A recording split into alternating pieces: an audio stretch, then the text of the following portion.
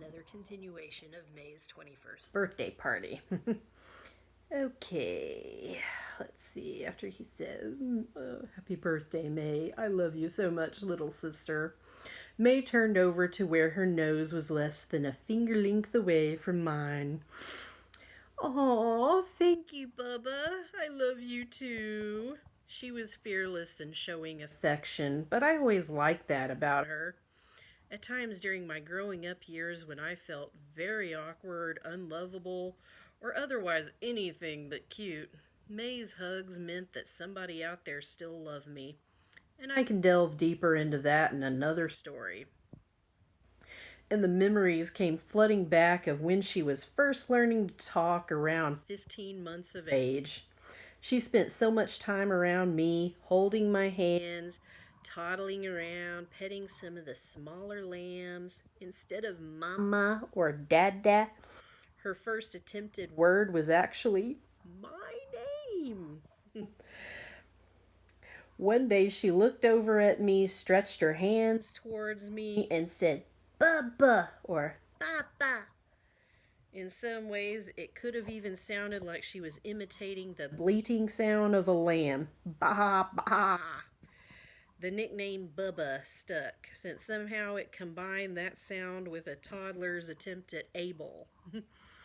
But May was one of the few people who kept calling me that after she mastered talking. Hearing it from her was anything but meaningless or vanity to my ears. I pulled her closer, even closing the gap between our noses. We pecked a brief kiss on each other's lips. She giggled as my mustache tickled her upper lip for a few moments longer. I whispered to her, just in case you were wondering, May, this is what's called a whisper, also called the quiet voice. She playfully slapped my arm. I added with a grin and a wink. By the way, thank you for noticing that my seat sewing parts are not so tiny. In her best quiet voice, she whispered into my ear, Well, when you're the first person out of your clothes and into the water at our sibling safe space, it's hard not to notice. Yeah. Okay, then Cain coughed to get our attention. Hey, lovebirds. At least say something for your wedding night. Stop trying to consummate right here in my lap.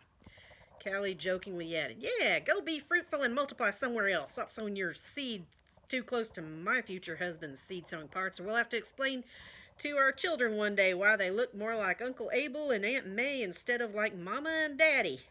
We all apologized as May and I sat up. Sorry, Cain. We apologized. And let's see. I'm going to skip down to this other scene where oh, let's see. As we walked over to where our sheep were resting in a clearing among some shade trees, our watchdogs keeping vigilant around them, May suddenly stifled a giggle. This is after they left the party and everybody went back to work. This was kind of during lunch. She motioned for me to be quiet and pointed to something behind a tree. I stifled my own giggling when I saw what she was pointing out to me. Behind this tree was none other than our big brother Cain with Collie. They were lip-locked, passionately embracing, eyes closed. Her back was to the tree. And I thought someone had to get back to work in the field before Dad came looking for them.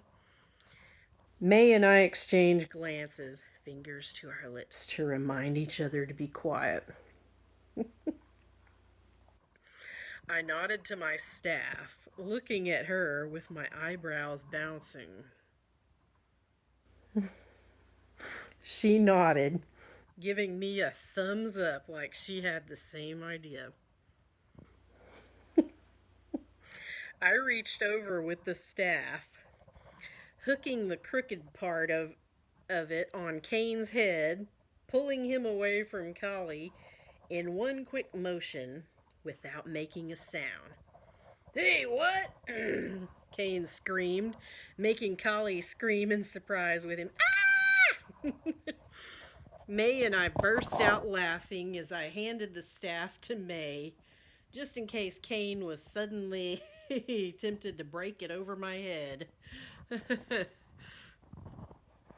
Or use it as a murder weapon. I tried to bat my big sad eyes in a mock apologetic fashion. Oh, I'm sorry, big bro. Were you guys busy praying? Are we interrupting anything important? That's it. You and me, little bro. Cain ran a few steps to tackle me, but I stood my ground and flipped him over. Before he knew it, I was playfully wrestling and tickle fighting him on the ground. Maybe he was angry at first, but both of us were laughing too hard to care within a few moments. Even May and Collie were laughing, both with us and at us. May playfully nudged Collie. Smart move. Kissing near our herd of sheep, where Abel and I would never notice you. Collie playfully slapped her. Shut up, girl, like you're one to talk. As Cain and I helped each other stand up, I shrugged. If it makes you feel any better, we're still technically in the sibling safe space, where we still abide by the sibling space rule. What happens at the sibling safe space? The others smiled and nodded unanimously. Stays at the sibling safe space. May added, besides, even if Abel and I told Dad what we saw, you know he would never believe us. He really only listens to farmers. Cain smiled at her and at me. Thanks, we would appreciate it. And speaking as a farmer, I won't tell him either. He sighed. Well, I guess we should get back to the field for real this time. Sure, I have seniority there, but Dad might still wonder where I am. Collie nodded in agreement. Yeah, Mom is probably wondering about me too by now. Cain stretched his right arm out towards Collie, but we can still enjoy the stroll together as we walk in that direction. Collie giggled, wrapping her left arm around his waist in a hug. Oh, you know it! The two of them shared a peck on the lips. One more thing, big bro, I added, before the two of them got more than 5 steps away from us. Yeah, little bro? Cain turned back to look at me. I continued. I really liked that you shared the story of my birth and my name today. It really means a lot to me.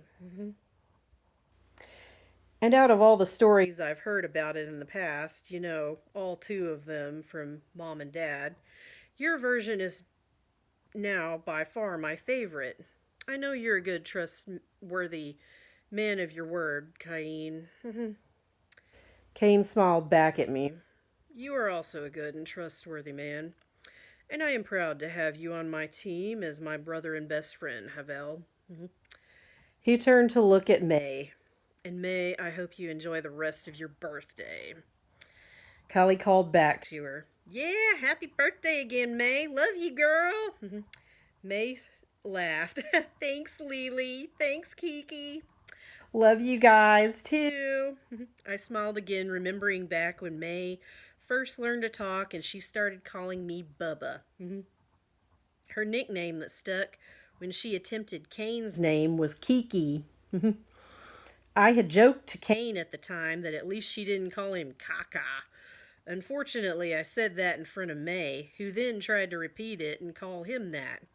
Hilarious as that was, I quickly redirected her back to calling him Kiki, so that she forgot she ever called him anything else. Then when trying to get her to say Collie's name, we could foresee a similar problem, so we got May to call Collie Lily to get around that.